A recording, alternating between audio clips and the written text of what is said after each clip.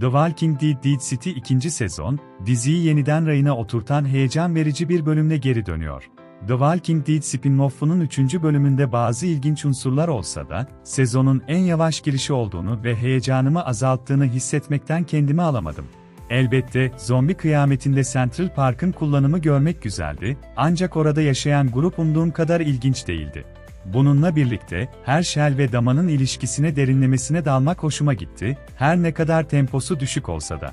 Dinamiklerinin son derece ilginç olduğunu düşünüyorum ve 3. bölümün ilişkiye odaklanması, 4. bölümde gerçekleşecek büyük açıklamayı düzgün bir şekilde kurmak için gerekliydi. Büyük açıklamalardan bahsetmişken, bu bölümde bunlardan epeyce vardı.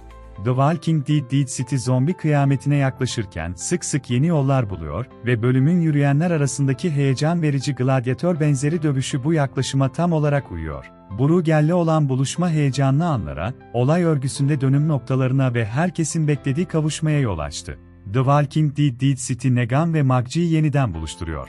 Dizinin itici gücü, Jeffrey Dean Morgan ve Lauren Cohan'ın karakterlerini içeren karmaşık dinamiği çevreleyen heyecandır. Negan ve Maggie'nin ilişkisi yıllar içinde çok değişti ve 2. sezon, Negan'ın kefaret yayına rağmen Maggie'nin hala ona ne kadar takıntılı olduğunu vurguluyor. Hershey'nin hikayesinin bununla çok ilgisi var ve Negan'ın Hershey'i Central Park'ta kurtardığı bir önceki bölümde yeniden bir araya gelmeye çok yaklaşmış olsak da, 4. bölüm dizinin ana karakterlerini nihayet bir araya getiren bölüm olacak. Negan, Dama ve Hırvatlar için her ne kadar eski kurtarıcı gibi davranmak zorunda kalsa da, inkar edilemez bir şekilde yeni bir adam. Bu sahneye bayıldım.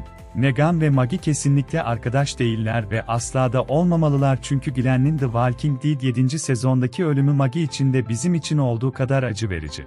Ancak Negan, Dama ve Hırvatlar için ne kadar eski kurtarıcı gibi davranmak zorunda kalsa da, inkar edilemez bir şekilde yeni bir adam.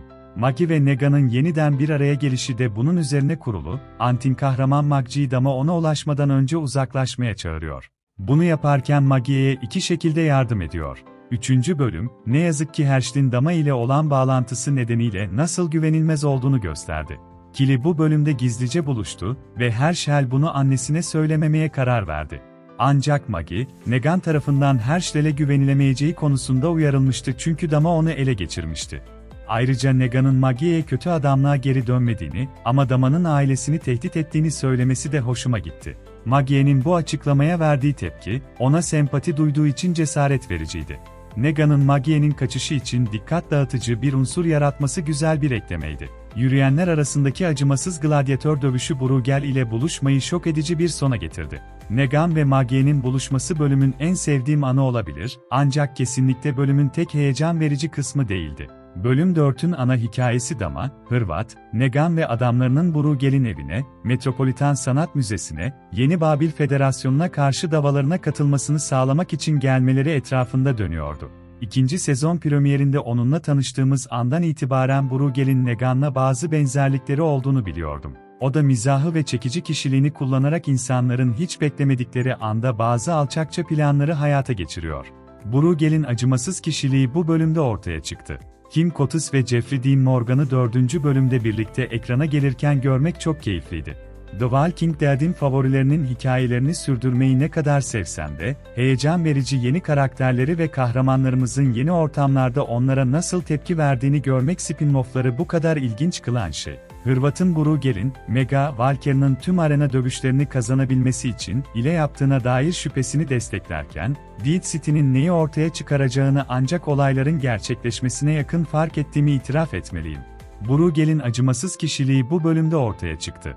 Kıyamet öncesindeki koruması Tony'yi dövüşleri kazanabilmek için bir aylak gibi davranmaya zorladı. Negan'ın bu sırrı kullanarak ve diğerlerinden saklayarak Bruegel'in karşılığında metan almadan işbirliği yapmasını sağlaması harika bir oyundu. Ayrıca New York'un en büyük eleştirmeni olan ve gözden düşmeden önce uzun yıllar şehrin kültürünü belirleyen Dama hakkında nihayet biraz arka plan bilgisi edinmemiz de hoşuma gitti.